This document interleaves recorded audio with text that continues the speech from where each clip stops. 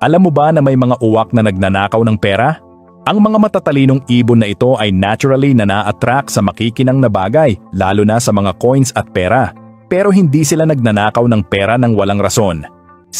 Nalaman ng ibang species ng uwak na ang pera ay ginagamit ng mga tao para pamalit sa pagkain at maaari silang mabigyan ng pagkain kapag binigay nila ito.